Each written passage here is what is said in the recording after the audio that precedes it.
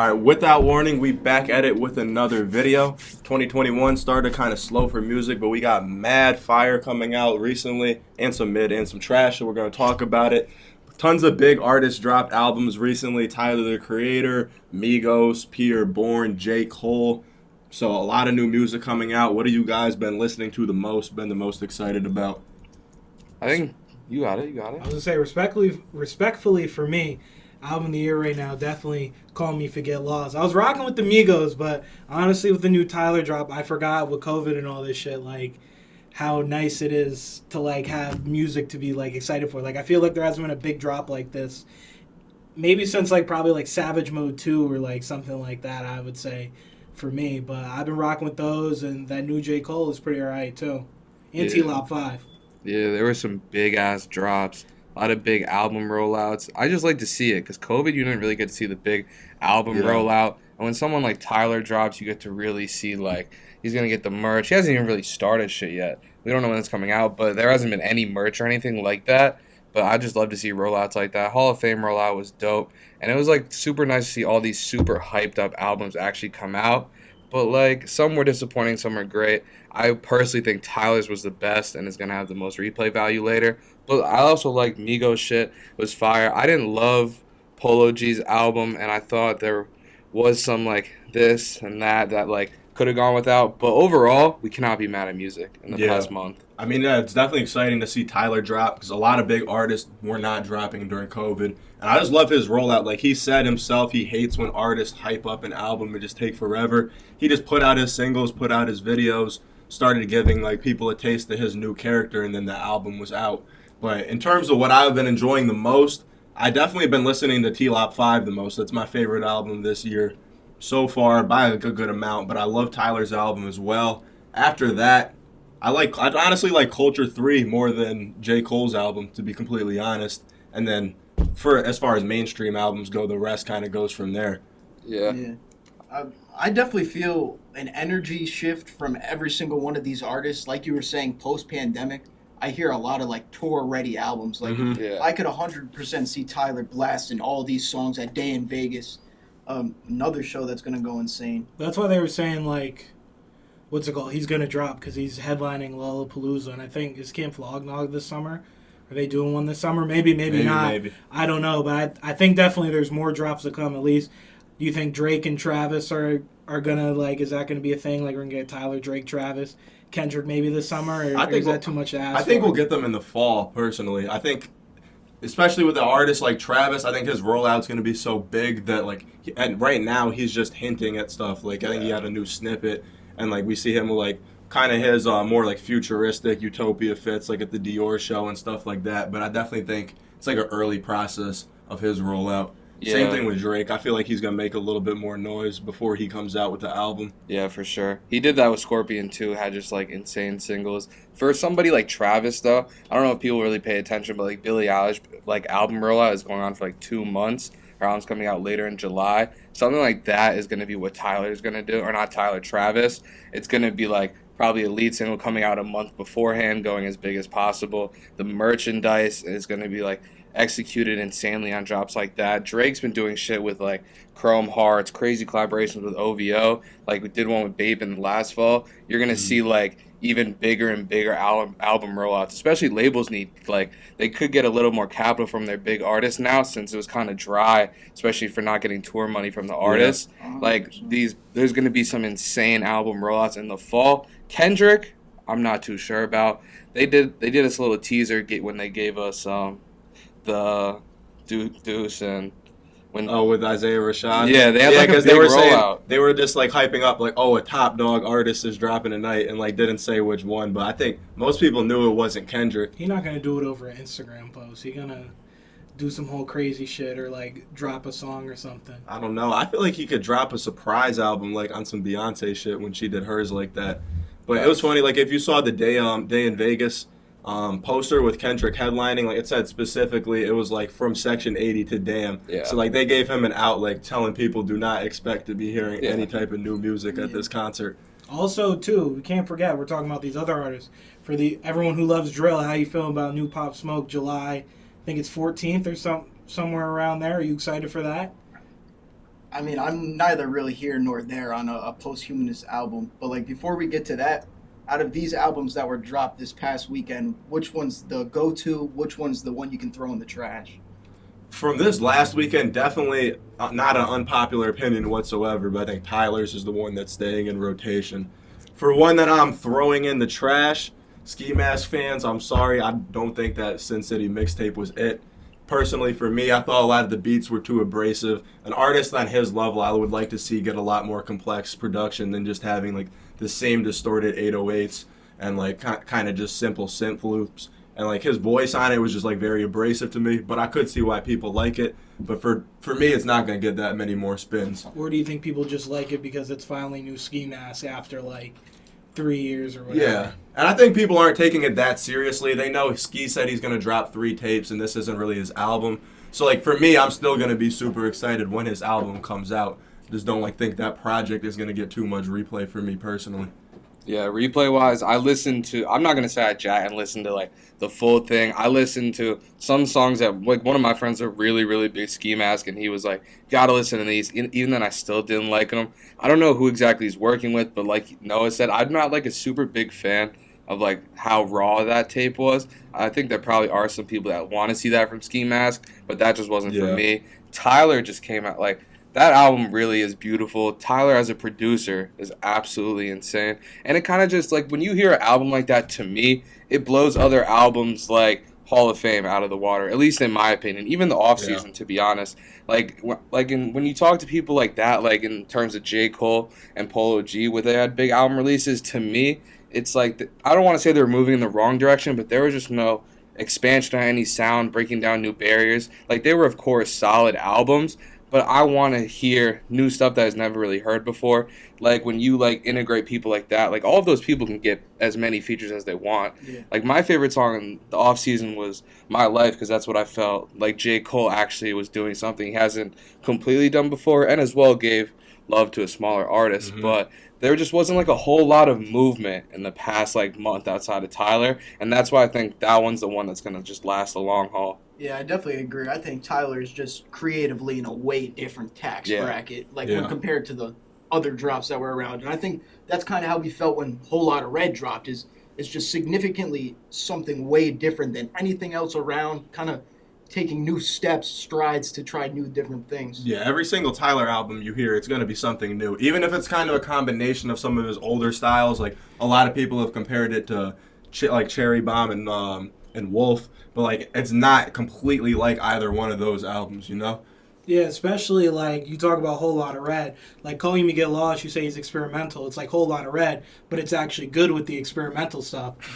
So it's like, it's definitely been my favorite drop, and I definitely, some of the features, we got to put respect now on NBA YoungBoy for real. But everybody was sleeping on him like, oh, like I feel like maybe people were lying on the internet saying, oh, they were worried about the YoungBoy feature, but I think this just cements him as a versatile rapper and that he can't be boxed in. Like, he gets way too much hate for, like, no reason. I think if anybody besides Tyler, like, had, like, well, it helps, this album would help them, it would probably be him and 42 Doug, I would say, the most. I think a lot of the reaction to that was bullshit, because I saw so many people saying, like, oh, I don't like YoungBoy, but, like, I was surprised by this one. When they made up their mind before it dropped that it was going to be fire because Tyler put his stamp of approval on it. Yeah, it's like you don't listen to YoungBoy. Like, you're not a YoungBoy fan if you say shit like that. I wouldn't even call myself a YoungBoy fan, but I had high expectations for that track and 42 Doug. If you, like, really enjoy Tyler and you know, like, what he's capable of, when he puts artists like that, it's going to be meticulous. It's going to be crazy.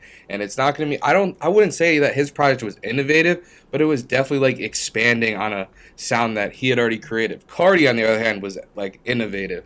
Like, I think what Tyler did was in a different realm than Whole Lotta Red, but it was just, like, expanding on a sound. But it's different when he was the one that founded that whole sound. Like, he has so many clones nowadays, but when he works with other artists that are, like, on the small side, and YoungBoy's not small, but 42 Doug, you knew, like, I knew those songs were gonna bang. And the thing with YoungBoy, anybody that actually listens to his music he could fly. They hear the pain, they hear the bullshit this man has been through, and they physically feel that shit. So I'm pretty sure any NBA YoungBoy stan was hyped for that feature. And it was, like you said, was very meticulous, and was a smart placement on Tyler's behalf. I think the biggest thing why I enjoy that album the most, thinking about it, is like that's the first time in a while, like on a first listen, like I fully enjoyed like going through it. Like Polo G, I was kind of like halfway through, I was like, this Like a shit, chore. half of it like sound the same. Plus that shit, 20 songs. Same thing I feel about the Migos a little bit. Like I liked it, but it was like, I don't know if Migos or Polo G should be dropping, if anybody should be dropping a 20-song album, then dumping a deluxe on top of that. You can really tell when like artists start getting very set and comfortable in their careers, bro. Yeah. Like it's so transparent through the music, like even just beat selection. I love Polo G, and I think he's a great artist, but I do think with this project he did get comfortable, and I think the people around him weren't really giving him too much pushback on beat selection, features, verses. I think he could have put together definitely a way better project because he has so much fucking I talent. mean, vocals are very important, but the first and foremost thing I always look at for in music is beats and the production. And I think the way I ranked those albums earlier, if you look at it, like Tyler's and Pierre's definitely have the best production, and then J. Cole's has decent production, has good production, but like it's nothing really like that fresh. And then Polo G's production kind of subpar. Migos album like pretty formulaic in terms of production, so I really think that's like why I feel the way I do about them.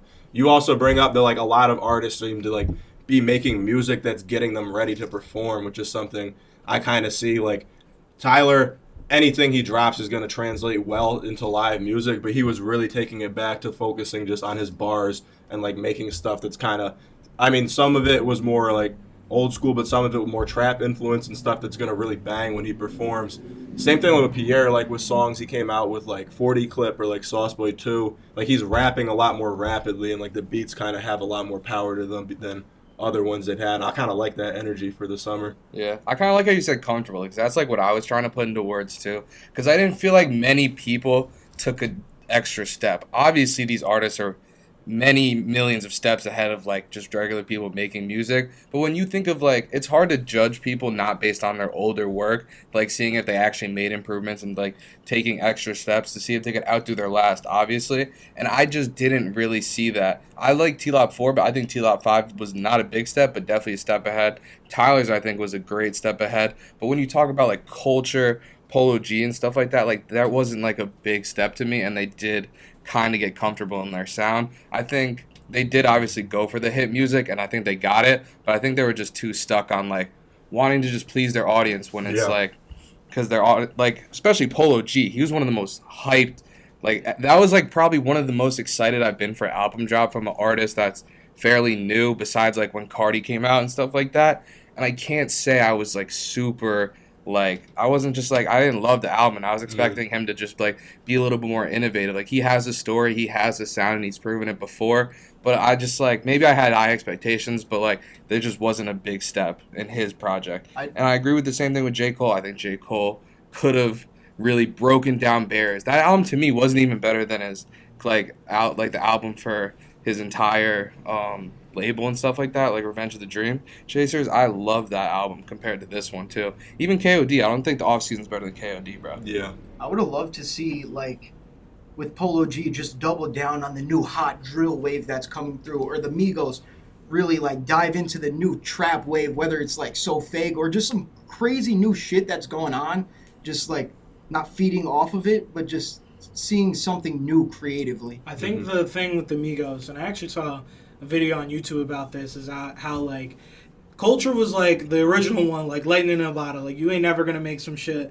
like that raw again. But the issue with the Migos now is that like trap song and drill songs are so like 2 minutes, 2:30. Like, you got 3 motherfuckers on there already. That song gonna be 2:30, 3 minutes already with a feature on top of that. You looking at like like I like Having My Way, or whatever. Miles, that was called Having My Way, the one with Drake.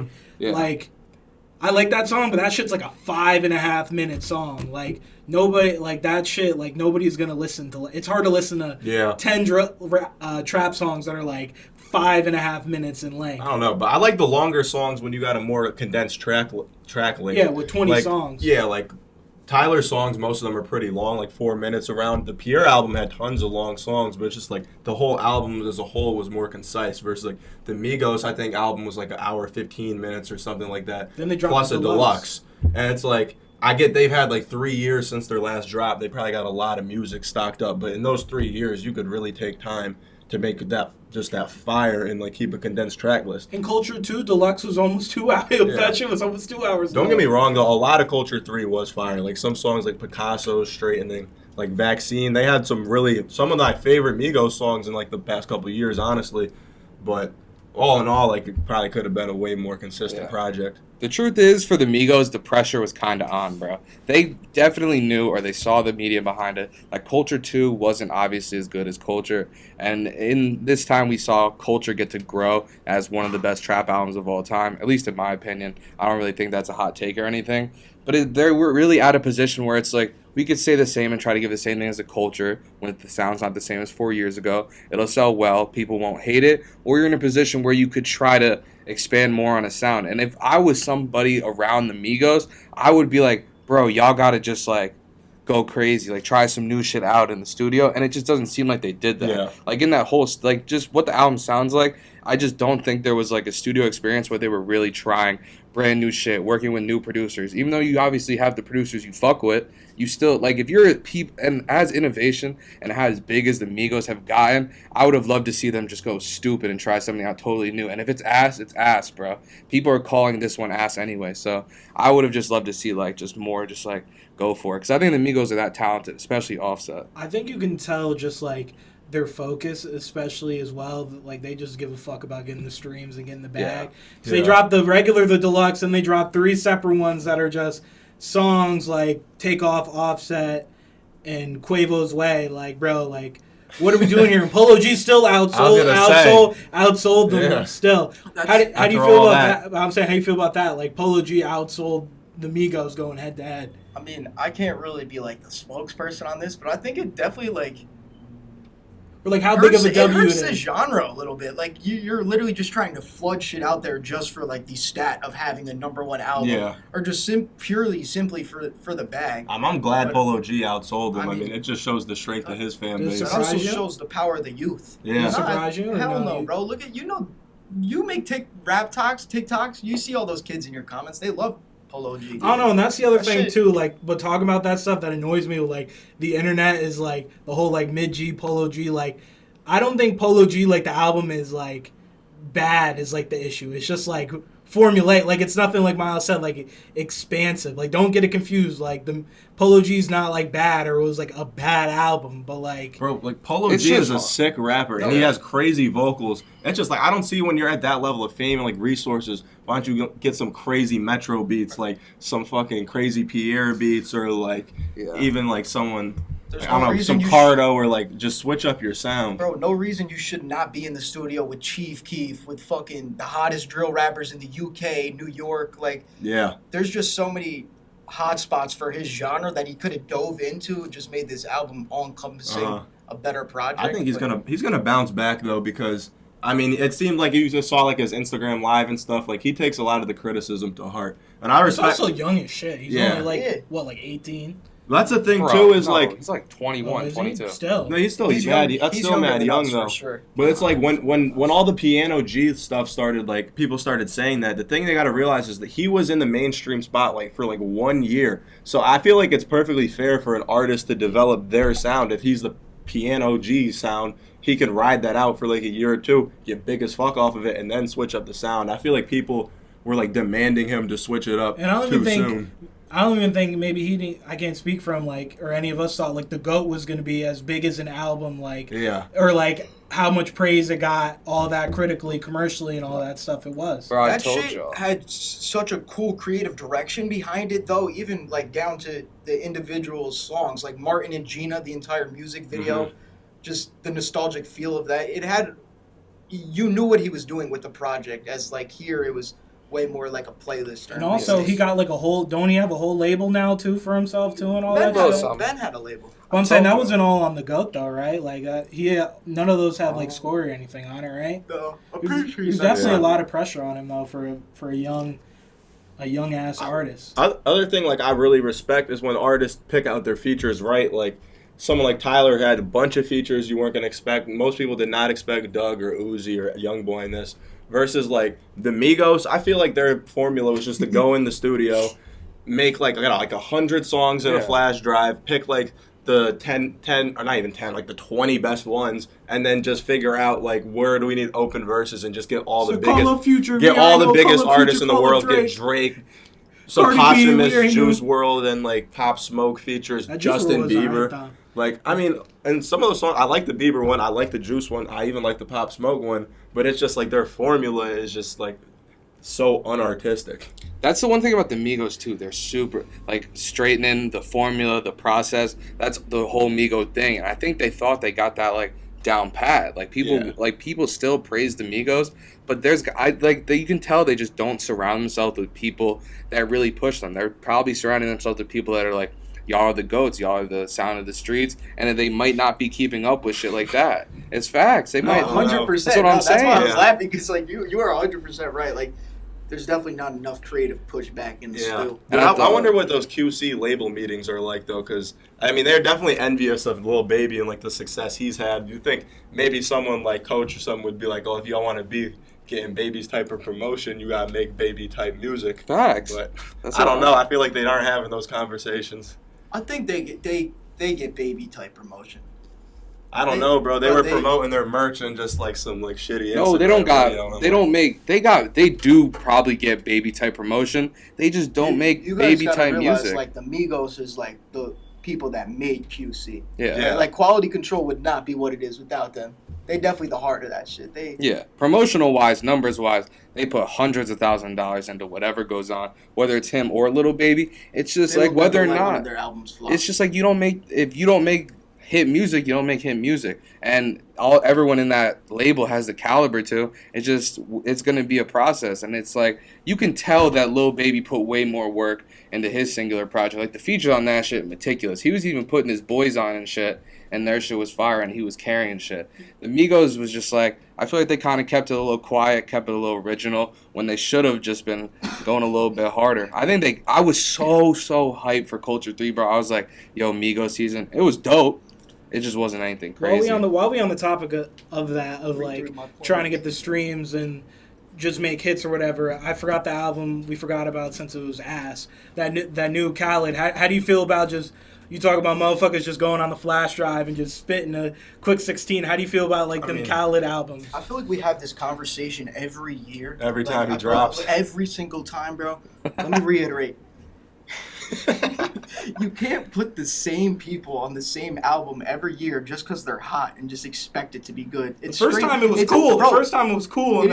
It is what I call vacuum music, bro. It just goes in one ear and out the other. Like, nobody gives a fuck. I mean, I feel like Khaled's music is really, it's dope, like, theoretically, because he's taking these artists that you would never expect together. They just, like, make no sense, and you would think it'd be a cool collab, but normally it just, like, doesn't really mesh that well. I mean, like, there's other producers that do it way better. Like, think of someone like Calvin Harris. Like, you would never expect to hear Future on, like, a beat like Slide or, like, stuff like that. But Metro, exactly. Exactly, Metro. And those two are also producers that actually produce. They're not just DJs or executive producers. But I feel like Khaled's thing, and, like, even just him mixtape hosting in his mind is so much cooler than what it actually is. Like, DJ Drama on fucking Call Me If You Get Lost is what Khaled thinks that he's doing in terms of the curation. Yeah. So who's a better executive, LeBron James or DJ Khaled? I would like to curating an album. And I would say DJ Khaled. I would just like to say that 2 Chainz joint. LeBron invented the deluxe album, right? Yeah, and I saw in the shop. He was like, "Yo, what if we take these extra songs and we release it 1 week later?" But how do you feel about the whole like the deluxe thing though? Like that, I was like thinking about it like yesterday or like